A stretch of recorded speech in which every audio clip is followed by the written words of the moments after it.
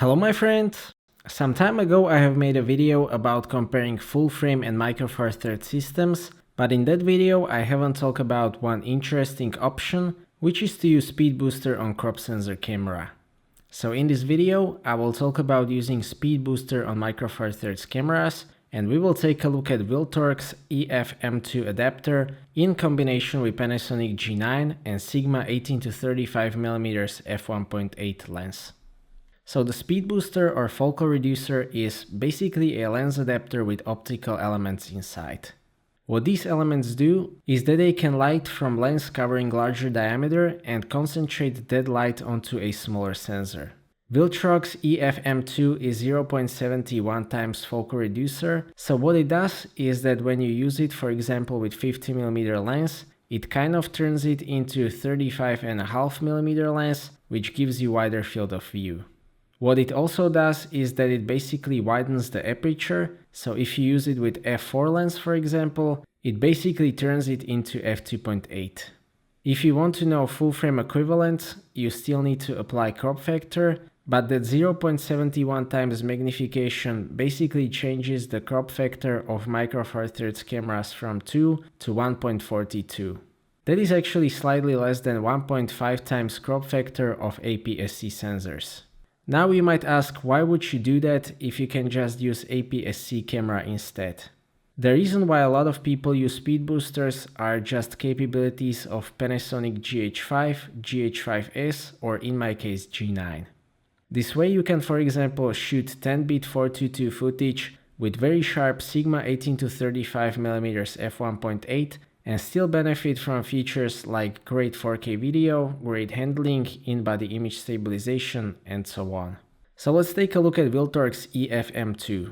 As I have said, it is 0.71 times focal reducer, which works with Canon EF lenses, and it makes you able to use those on micro four thirds cameras. The build quality of this adapter is very good. It is made of metal, it is very solid, both mounts are metal, the inner part around the elements is plastic, but I don't mind that. It has toggle for changing the aperture and USB port for updating the firmware. This is autofocus adapter, so it has electronic connections, and it also comes with 1/4-inch mount, which takes a bit of strain from camera mount and the adapter, and it also makes balancing the camera easier. When you attach it onto the camera, there is some movement. You can both hear and feel that, but fortunately it doesn't affect the usability of this setup. With this adapter, you will also get EXIF data, but it will calculate equivalent focal length, aperture, shutter speed, and so on are correctly transferred. Changing the aperture also works. What usually interests the people most about speed boosters is the autofocus performance. So let's take a look at that. The autofocus with this combination, so Panasonic G9, Viltrox EF-M2 and Sigma 18-35 is good for an adapted lens, but don't expect native lens performance. In stills, it works decently in good light, it can lock the focus, but there is still a lot of hunting. Panasonic DFD technology of course doesn't work with this combination. Personally, I recommend using single point autofocus area setting, and I generally get better results when using autofocus single. Here the results depend on difficulty of the scene and whether the contrast between the subject and background is sufficient. In less demanding scenes, it works pretty well. It usually locks the focus. For things like landscapes, it works fine, but there can be a lot of struggle. In video, it is quite similar. The results can be decent in good conditions, but if you want to focus, for example, from far distance to close distance, it won't work that well. Manual focusing will probably be default option with this combination, also because Sigma 18-35 uses rather loud motor, so recording sound with shotgun mic or built-in mic wouldn't be possible anyway. Fortunately, both Sigma 18-35mm f1.8 and Panasonic high-end cameras are very suitable for manual focusing. Sigma 18-35mm f1.8 uses mechanical focus ring, which is extremely smooth. It also has hard stops and focus scale. Panasonic cameras have very reliable focus peaking and focus magnification, so those will help you a lot as well. Using Speedbooster also means that the aperture practically gets wider, so with Sigma 18-35mm f1.8, the aperture goes down to f1.2. This lets in a lot of light, but it makes the depth of field very shallow, which is why I only use f1.2 for very specific purposes. With this Viltrox Speedbooster, you might have to adjust the infinity focus by turning the lens element inside, but that is easy to do, and there are a lot of videos about that on YouTube.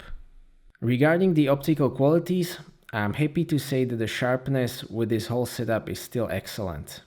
Comparing it to Sony a6500 with Sigma MC11, which is just hollow adapter, it looks pretty similar. The difference in sharpness is basically impossible to see in any kind of digital publishing.